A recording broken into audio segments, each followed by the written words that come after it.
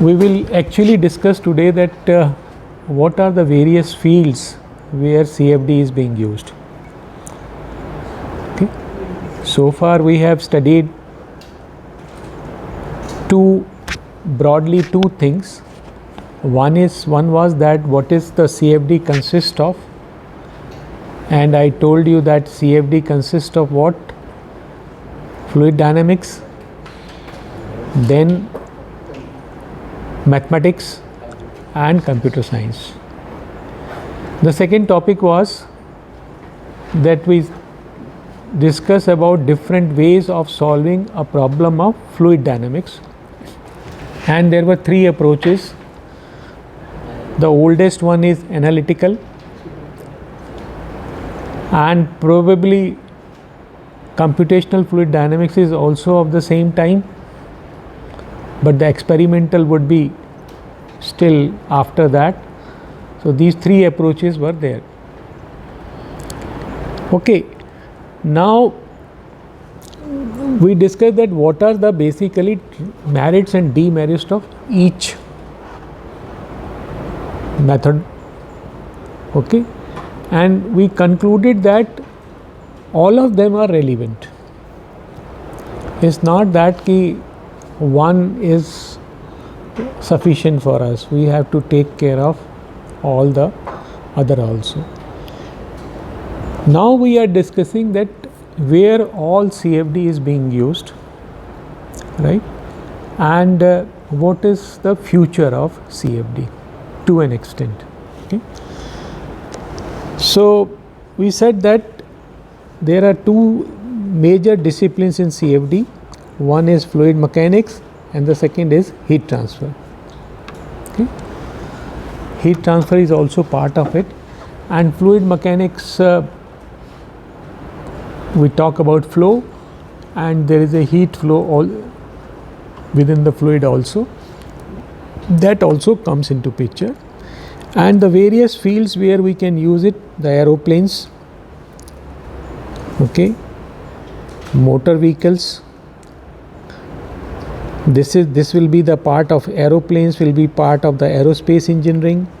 Motor vehicles will be part of the automobile engineering. Then breathing and blood flow, biomedical engineering. Fluid flow through turbines, pumps and pipes. This would be our power and chemical engineering. Okay. Then rivers and pollutants, civil engineering and environmental engineering. Okay. Then we can talk about furnaces, again power engineering, or you may also say chemical engineering. Okay. Then swimming and golf, that is sports engineering. So it's just I'm listing these things just to tell you that it is such a wide, you can say, span or domain in which CFD is being used. As a result, we will not be able to skip it. So if you are going in any field, so you can see that how widespread the CFD is. So whichever field you are going, you might end up using it, which also means that it is very versatile, that it can be used in so many places, right? That means there is something inherent in this which is so useful and which can adapt to all types of cases, right? And that is why it is being used everywhere. Okay, so that we have to keep in mind. Now then we talk about how we are going to use it. Then as a research tool, in the research CFD is useful. How? Because numerical studies can provide comprehensive information about the flow and three-dimensional images of the flow compared to the laboratory experiments or analytical tools. If you are using analytical tools or you are doing experiments, these things are missing. Like the amount of information which you get from CFD is exhaustive, right? Remember that your experiment, you get the information only from the points where you are putting the probe. And in CFD we can have millions of cells. At each cells all parameters are available. While in experimental you only get those values where your parameter is, okay, where your probe is and what type of probe is. If you have put a pressure probe at a particular point, you will get pressure, you can't get velocity. At some other point, if you have put temperature, you will not get pressure there. While in CFD you are getting information of all parameters at all points, all cells. I won't say the points, because for each cell you have only one value, average value of the cell. So it's not that all points. When you talk about analytical approach, then what you get a function for each parameter, which means for every point you can calculate the value. But there is a big if, that whether you are able to write a function for that one. If you are not able to write, you will not get the value. So this is the basic advantage. Then there is another advantage, is that you are getting images of the flow, three-dimensional images you can get. As a result, you can comprehend what is happening in your problem.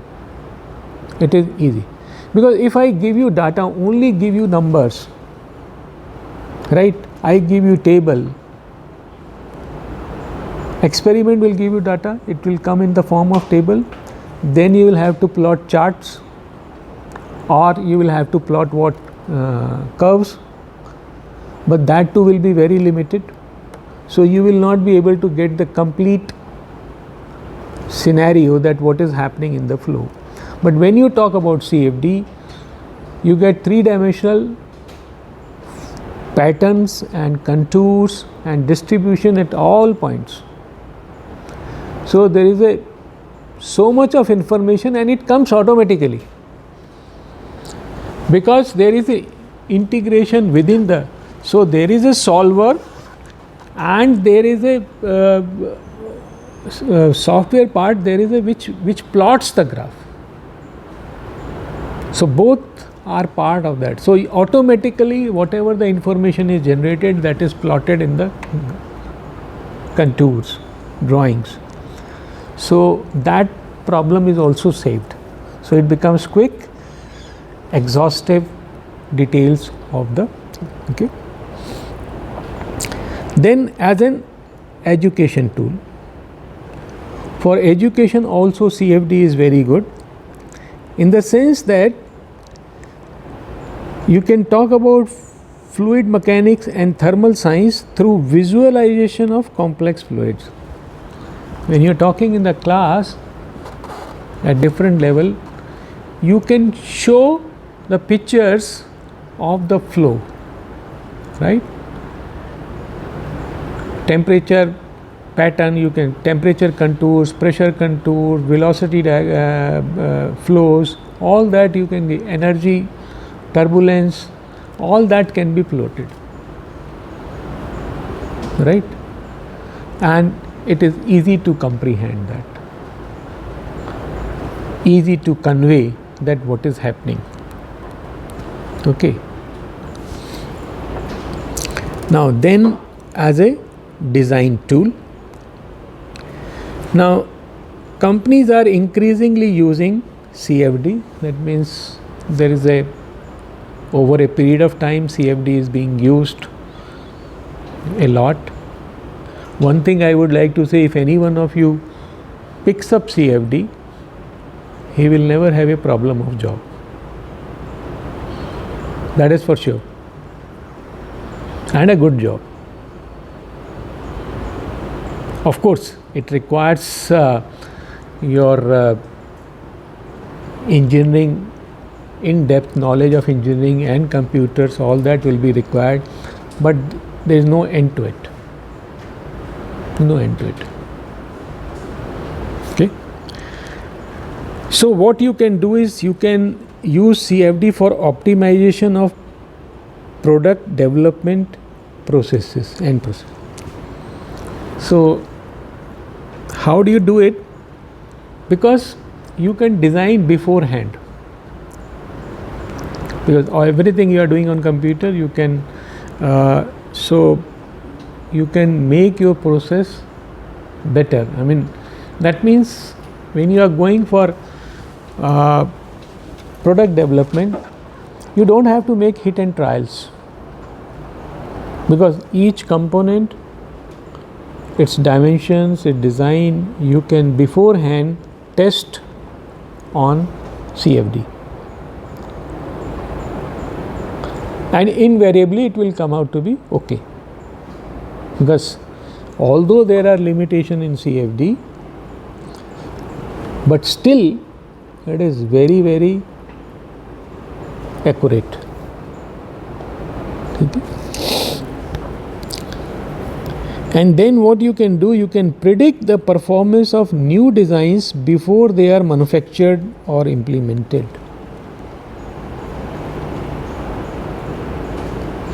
Which means that you don't have to do practical trials, right? You beforehand you are knowing that what is going to happen, and you will be able to do it. Okay.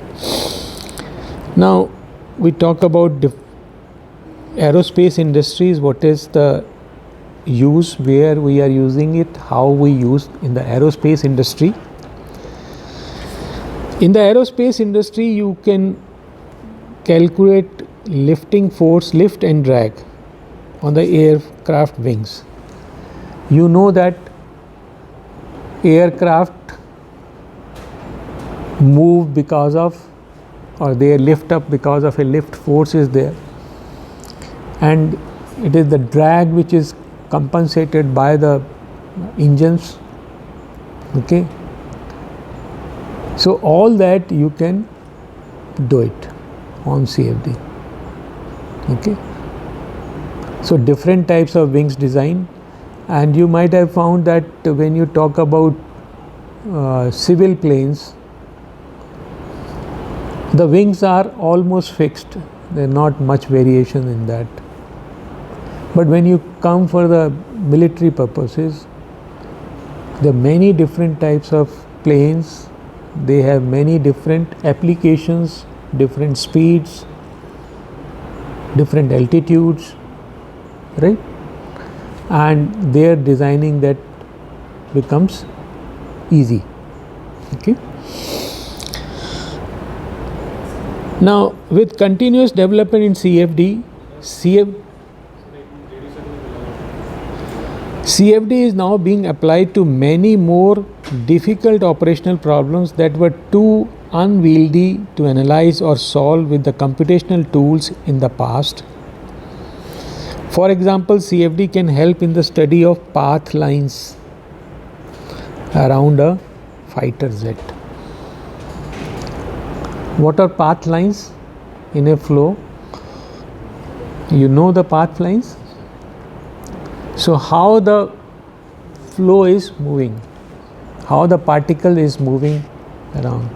So you can know that how where the flow is converging, where it is diverging, where it is separating from the surface. All that is visible in path lines. Okay. Then contours of pressure around supersonic missiles. He has specified that supersonic missile, but on all moving bodies you can find contours of pressure. The moment you are talking about CFD, that means there is a surface. If you are talking about air, so there is a surfaces which are flowing in air or in water. If you can talk about ships also, right? So all this is there. And So you can draw pressure contours, and from pressure contours, if you draw the contours, pressure contour at the top side of the wing and at the bottom side of the wing, you get the uplift. What is the lift? That also you can do.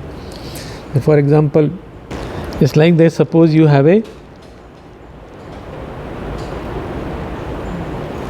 wing here. You develop what is pressure here, and you also know pressure here, right? So the difference between them, you know, the lower side the pressure is high, upper side the pressure is low, so you get a uplift force. You can say uplift. So you can find it out for any. So this is how CFD can be used. CFD can be used to enhance passenger and crew comfort by improving cabin ventilation, heating and cooling. Right? And that is being now used extensively. Both passenger as well as cabin, you can design air conditioning ducts. Okay? And ensuring, what is the objective in air conditioning? You want to maintain a particular temperature, right? Now people are distributed all along in the space, right? So you can't put your ducts at every point. So you have to put ducts at a particular point so that your cooling is uniform. That you can. Or you can even decide that what type of cooling you want. You can do that also. At some place hot, some place. You know, now these types of cars are coming where each passenger can set his own environment in the cars. And suppose there are 4 passengers in the car, the 4 of them can decide their own temperature, right, and speed of air, etc. There are 2 main things which are there in any air conditioning. One is the temperature of the air, the second is the speed, draft. So you can decide that.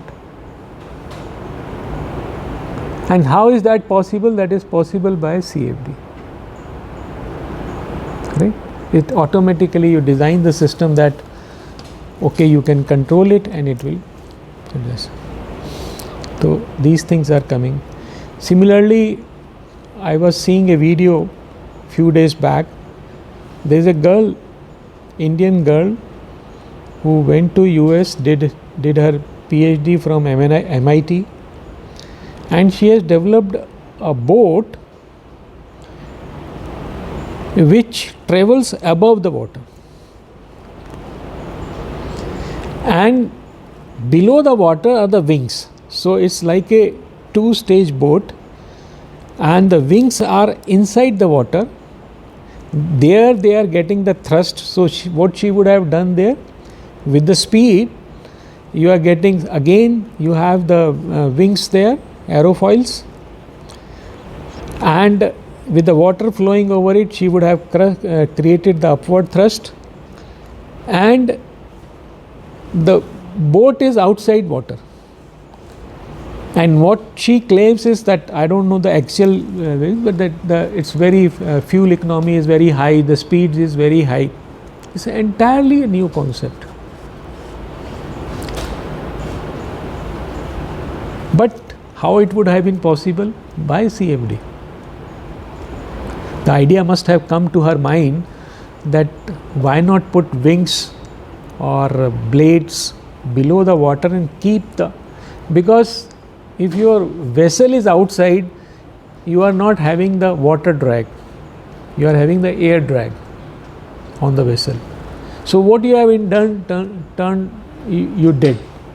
You have got the lift from the water, but the drag is from the air. and it's widely acclaimed. People are really praising that. There is something very different it has come. Okay, then we move to automotive engineering. How in the automotive engineering it is being used. Again, the efficiency of automobiles you can improve by designing aerodynamic profile of the body, reducing the air drag. So when you design the aerodynamics of a vehicle, not only airborne vehicle, but these are your earth vehicles, the vehicles which are traveling on earth, right?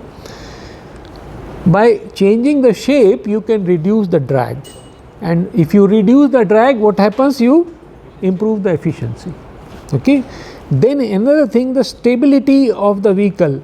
The drag also leads to stability. I mean, you can improve the stability, and for the sports vehicle, stability becomes very important. Okay. One of students, my student worked on the, these are called, there are wings at the back which are basically provide the downward thrust in the sports vehicle. They are called something, they are called like brake. Spoiler. Yeah, spoiler, they are called spoiler. Now they are designed, they are inverse of the wings. In the wings, you get a upper lift. In the spoiler, it is the downward push. And with the downward push, what happens? The normal reaction on the wheels increases, tires. You can apply more thrust, you can increase the speed. Moreover, your stability increases. So that type of design is also being done by. Okay.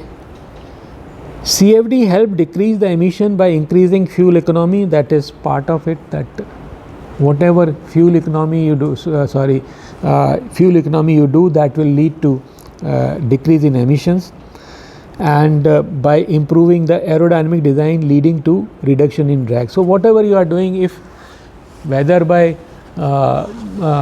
making the drag less fuel is burning, that means your emissions are improving.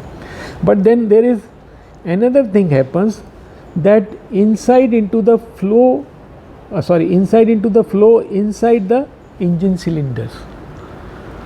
Now with CFD you can also plan that where should be your valves and ports for the perfect combustion.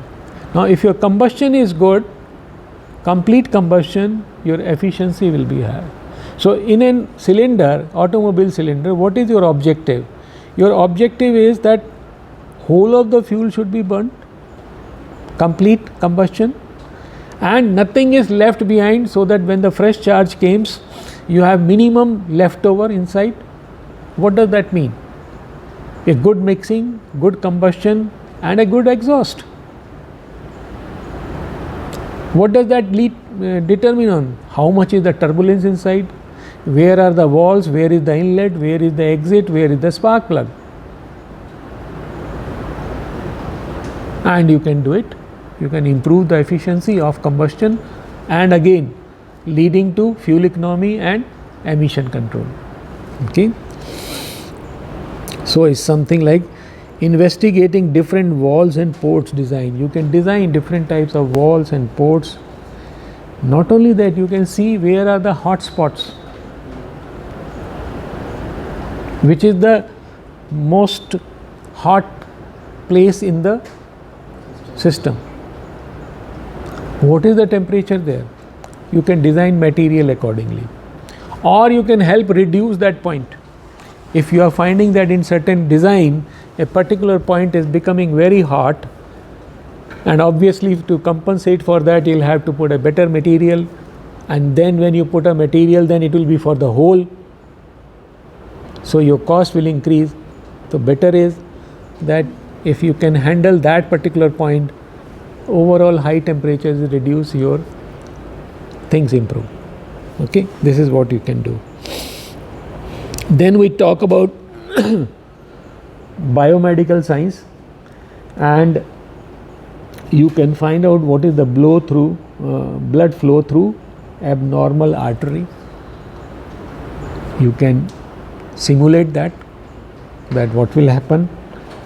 Then best design for surgical reconstruction, such as carotid endarterectomy. There are two types of blockade which happen in human bodies. One is in the heart and the second is in the brain. So, and both of them are very, very, you can say, critical, may lead to death. But when you are having a small attack and you want to reconstruct it, you want to create alternative passage, you can find that where the grafting should be done, what should be the thickness of the new, this, all that you can do, right? Which will be the best point to support the organ, brain or the heart. Carotid is a vein here on your neck which supplies blood to head, and there are chances of blockade in that also. So that it is talking about that. Then about simulating the entire drug delivery process for particulate, aerosol and gaseous drugs. So there are number of types of drugs, different forms you can have in particle forms, aerosols like you have puff, etc. The people who have asthma, they take puff, etc. Then gaseous drugs, same thing, right? Now the idea is that your drug should reach the affected part, give you the maximum benefit in the shortest time without harming the other organs or the parts. So what you are doing basically, you can reduce the quantity of drug also, you can reduce the amount of damage to other parts also, and your drug delivery becomes very effective, quick, effective and minimal. You must have heard about minimal surgery. There are now surgeries are being done by robots and some what is that called, वो small incision से वो करते हैं, पहले बड़े incision से करते थे, now they are doing with small incisions. Even your heart surgery, they are being done without opening the heart. There is something called open heart surgery. There is another type of surgery where small incisions are made in the body. So the less amount of body is cut, quicker is the recovery. Less care has to be taken by the doctors for the adverse consequences. Because if you cut the body in a larger amount, your chances of recovery becomes lower, right? So this type of thing they can do. Then motion of aerosol droplets, drug particles and their transport deposition characteristic within the airways. So how they are flying, where they are going to deposit, whether they will move up to, suppose something is to be given through nose and it is going up to lungs. Treatment is for the lungs. So whether your medicine is going up to lungs or not, how much of that is stopping in between, where it is actually getting deposited on the way, right? All that can be studied. Okay. And it is similar fluid flow through airways to bronchial tree of the pulmonary system. Okay. Then we talk about this chemical and mineral processing. Now when you look at this, CFD is being used to improve the design of gas sparged reactors. This is a special technical name for the reactors. And what are these? Introducing air or gas into a liquid. So you have a reactor in which is filled with liquid and you are pumping in air into it. Fluid mechanics. Now what you want is that your reaction time should be fastest and reaction should be uniform. So you can try this and you can actually simulate that. As a result, you can increase the yield, thereby reducing the operating cost and increasing the efficiency. Maybe you can go for a smaller reactor. Maybe you can improve the efficiency of the reactor. Anything. You may improve the running cost of it, electricity, energy. If suppose you are mixing a thing, if you are properly mixing, if you know where we have to start mixing, how long we have to do it, right? Even how much, how you design it, how long a particular process will last. You have simulated it, you know that how much time. So you know that after this much, I have reached almost saturation. Now if I am running it for more time, I am not getting any good output. So you can decide that yes, I will stop at this point. Save your energy, right? Then optimizing and improving process such as separation and filtration.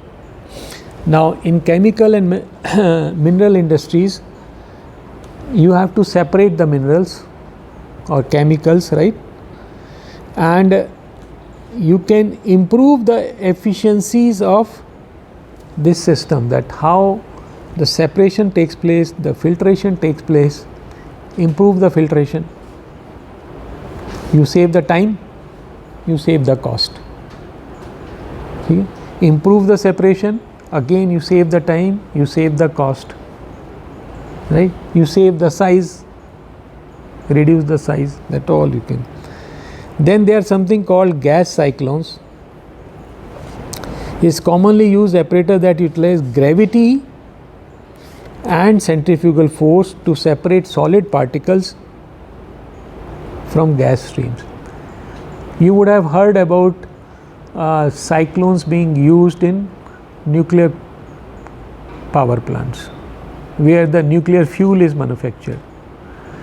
There what happens is that you have to increase the concentration of particular isotope of uranium, right? Because naturally the percentage of uranium, the isotope which is actually useful is very small. So that cannot be used. So you have to increase the concentration, and that is done in gas cyclones. So number of cyclones are there running at very high speed, and slowly by gravitational force you keep on increasing the concentration of one particle, because there is a difference between mass of the two. So different isotopes of uranium are there and their mass is slightly different from each. And using that difference at a high velocity they separate it. So you increase, just like you make butter out of milk, right? Because there is a difference in their density. So you churn it at a high speed. The same thing is happening in the cyclones, gas cyclones.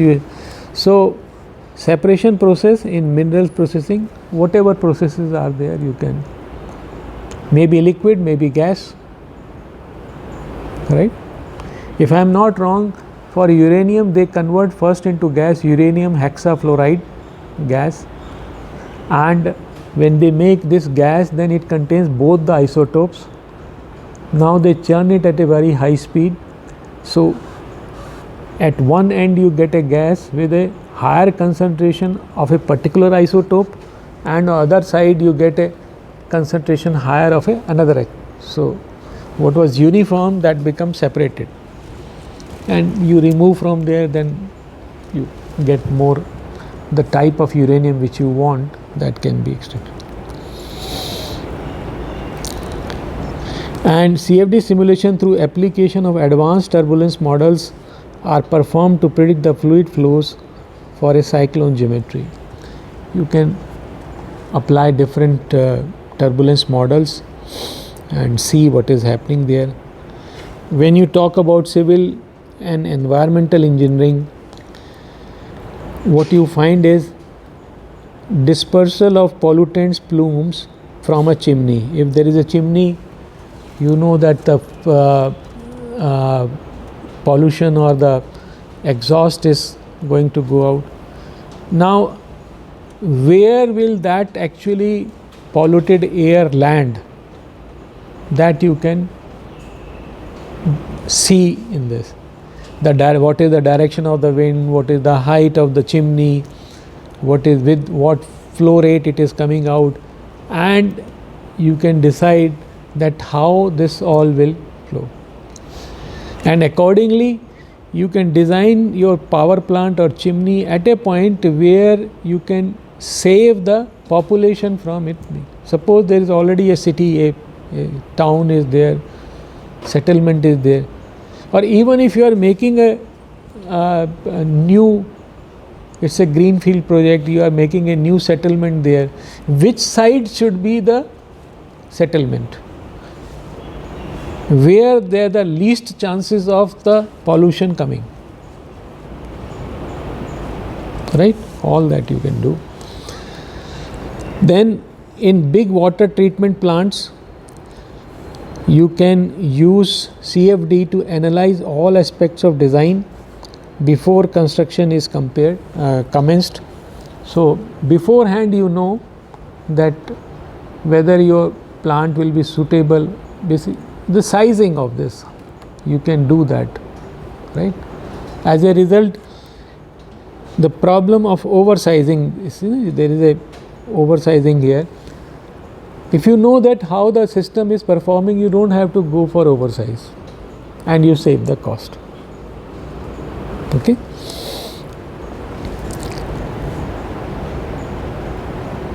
So that you can do. And then even there is a thing was done in Japan near Hiroshima. We are very familiar with this.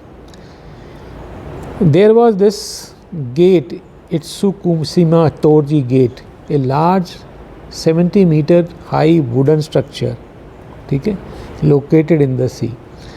Now what they did is they studied air and water around it, and by using the dynamic mesh model to replicate the motion of sea waves. So they are studying the effect of sea waves on that wooden structure, and significant insight into the flow characteristic around the architectural structure was realized. The ability to capture and better understand all the associated flows allowed environmental engineers to better assess the ecological impacts on the existing structure. So you can find out that what will be the effect of environment on a particular structure.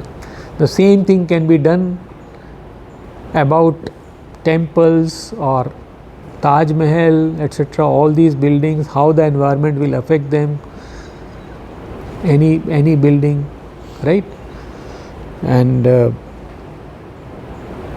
all that can be done. Then power generation. In power generation, you can use CFD to optimize the turbine blades. You can design turbine blades, okay?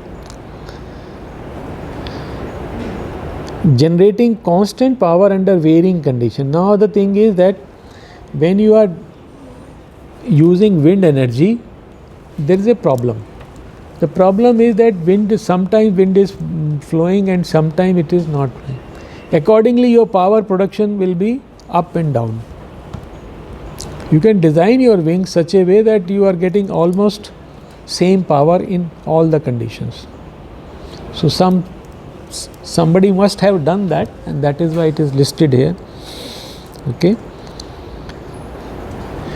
You can also design, because when you put the wind farms, what happens that each wind turbine affects the other wind turbine performance of the, because when the wind is blowing, it takes out the energy, the turbine takes out the energy from it, but then it creates wakes which go and attack the second wind turbine, and its efficiency is reduced.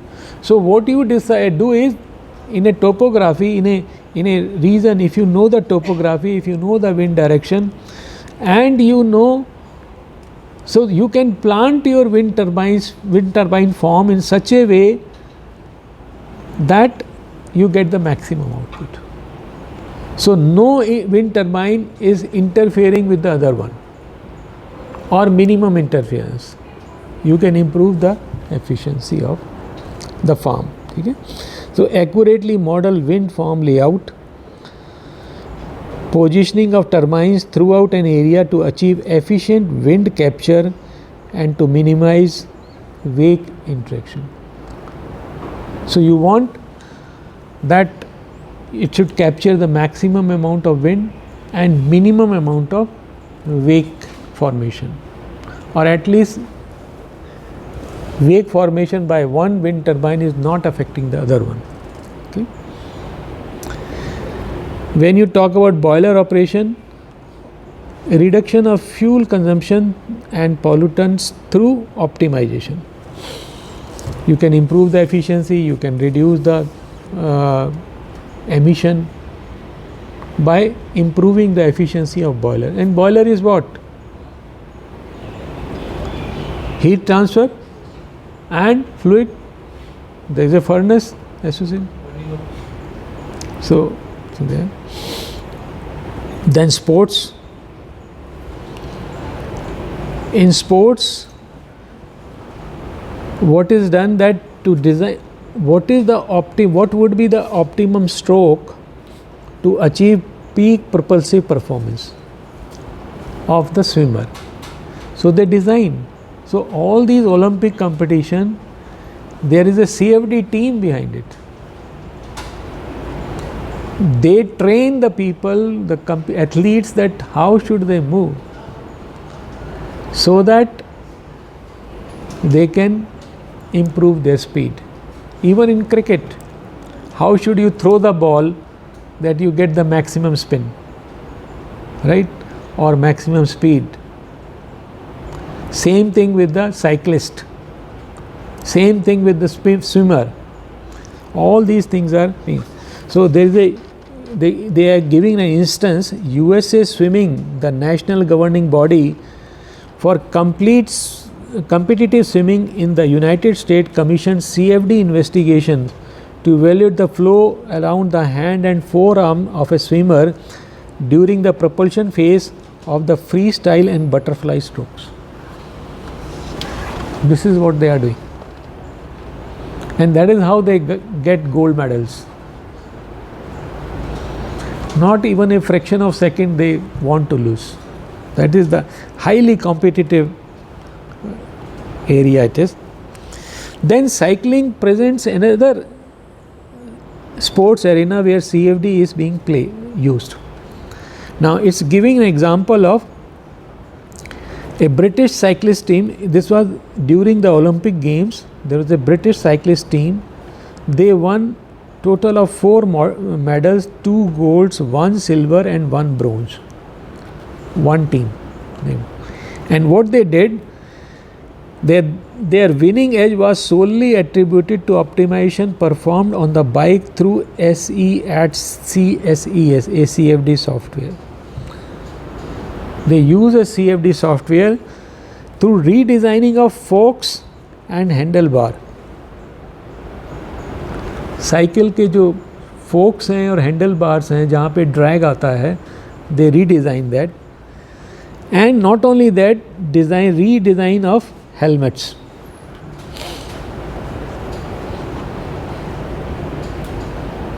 Right? This is all. Then now comes the question, why should we learn CFD? So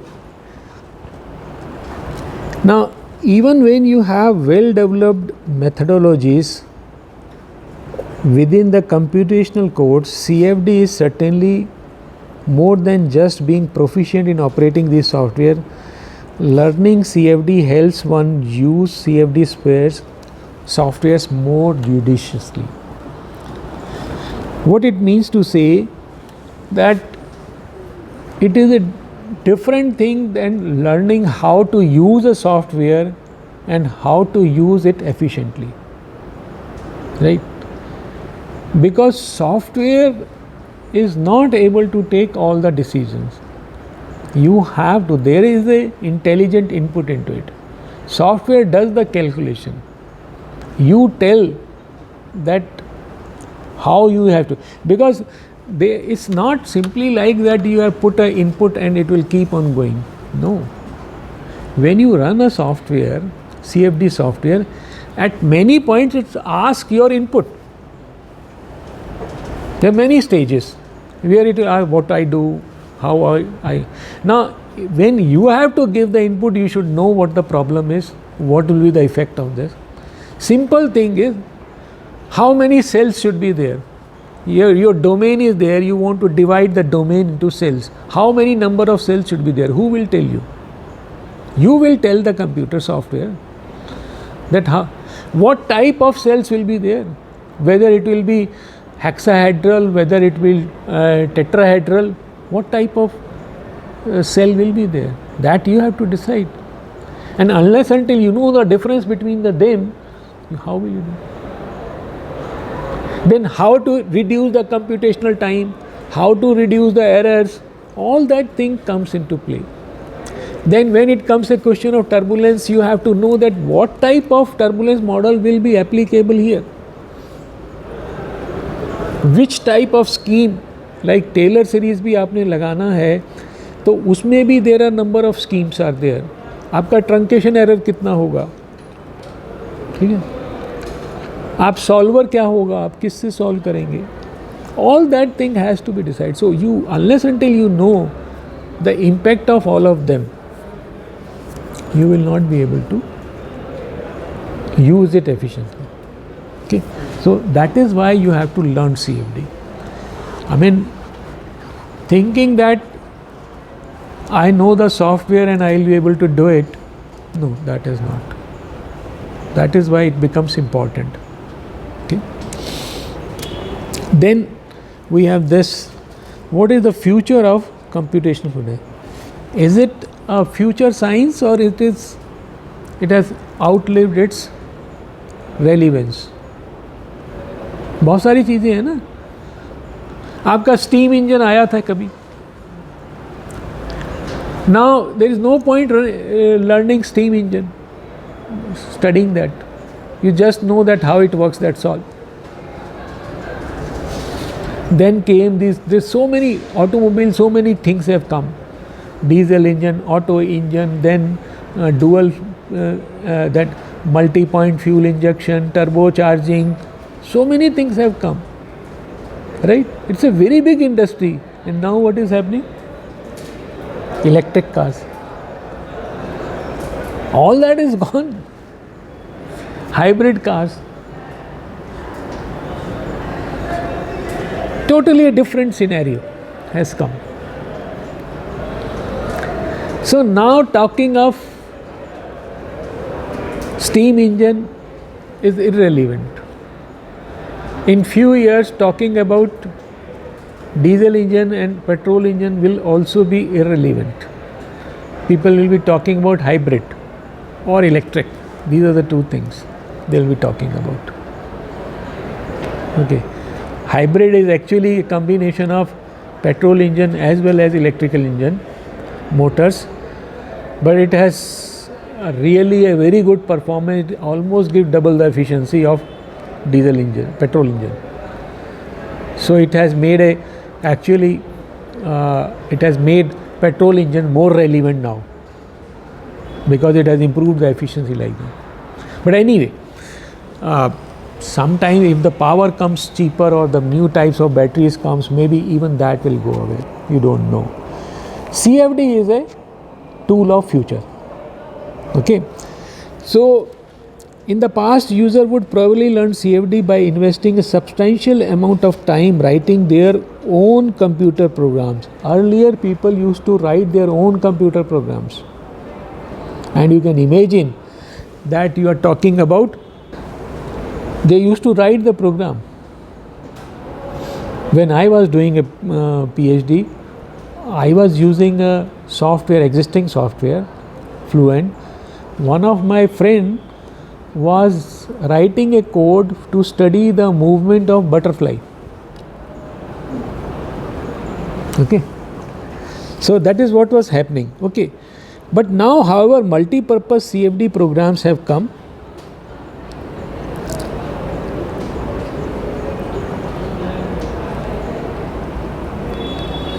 Multi-purpose CFD programs with the advancement of models, better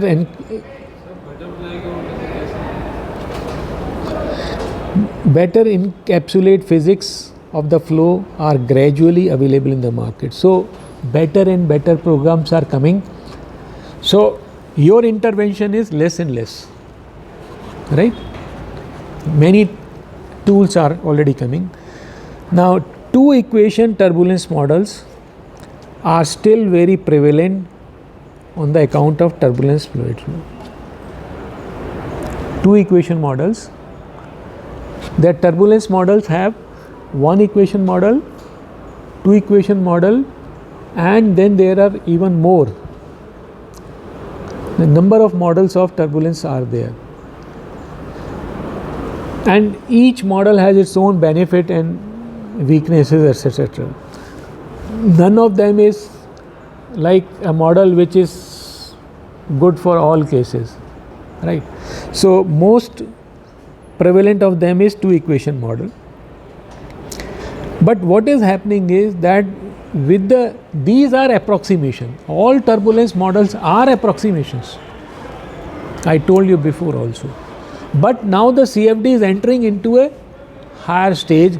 Now, as the computer costs are decreasing and the speed of computation is increasing, what is happening is CFD solution methodologies are becoming better with LES.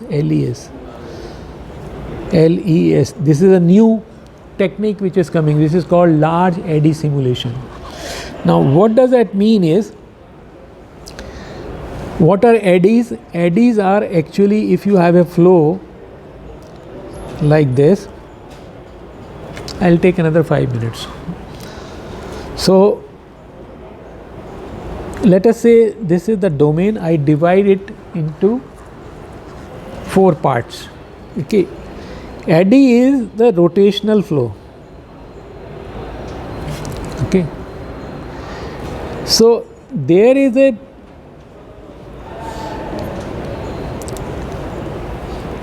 is one bigger eddy which is covering 4 cells. The smaller one is this.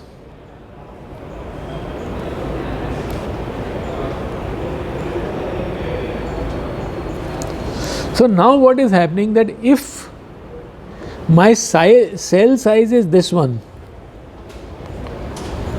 what is happening, I cannot study the bigger eddy,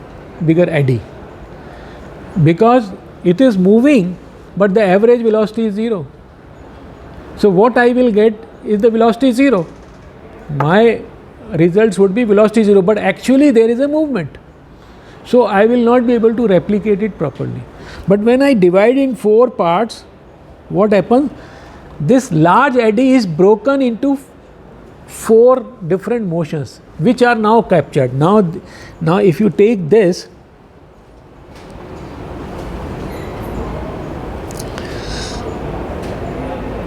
suppose you are having this, your eddy is like this, the average velocity is 0. Okay? I divide it here, average velocity is not 0, now average velocity is like this. I am able to capture ID. So what they are doing is, if your computation power increases, you can reduce the size of the cell. So first cell size is there, your computation power goes 8 times,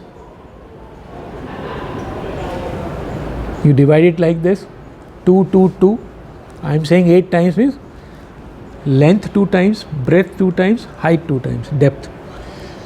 If it is gone, suppose still double, 8 times or 64 times, you can divide that this, and you can still now cover a lower eddy that can be captured. So this is what is happening. As your computational power is going up, your cell size are reducing, and when the cell size are reducing, your large eddies are now being captured. So it is called large eddy simulation. So now you are only simulating, you are approximating lower eddies. So the smaller one you are still approximating, the larger one you have broken. This is called large eddy simulation. So as you keep on increasing, you can smaller and smaller eddies can be captured. Okay? And for this, once you break this, you don't have to require approximation.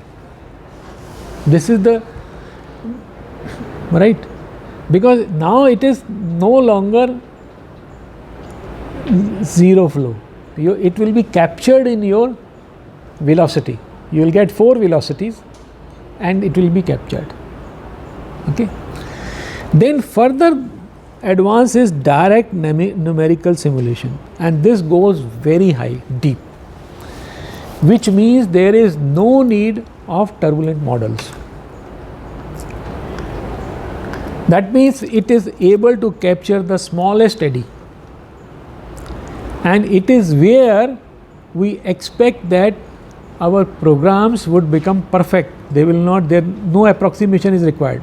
Of course, those approximation of truncation error, round off error, that will remain, because that comes into because of the computation and mathematics.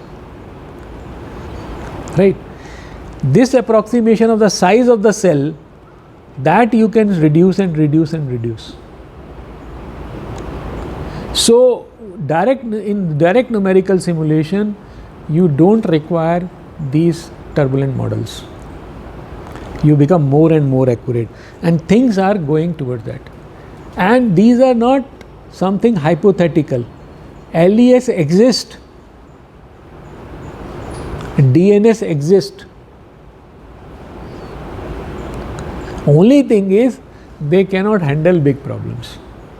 So the challenge is not the mathematics of it or the physics of it. That is not the challenge.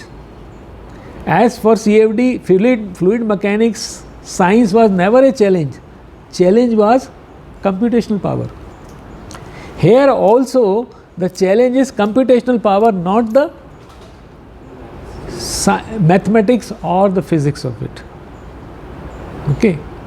So over a period of time you are going to find that this is going to come, and probably then we can think that human intervention will not be required. So till that time there is a lot of scope. I don't know, because I don't know much about this LES and DNS. It's not there much in the books, and moreover in the class we cannot cover that. So I have not tried also to study that, but this is what basic knowledge I got about it. Okay.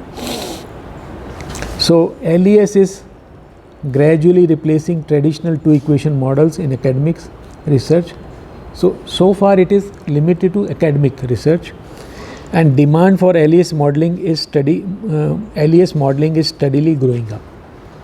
So first it comes to the academics, then it comes to the industry.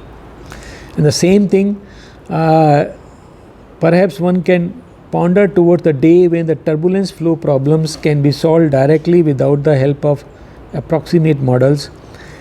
Direct numerical simulation of turbulent flows in academic research and possibly in some industrial application may well become a distinct certainty. So it is possible that So this is the one science you can say which is a growing branch, and lot of challenges because not many people will venture into it. It's a difficult and tough. ठीक है, तो should we stop here?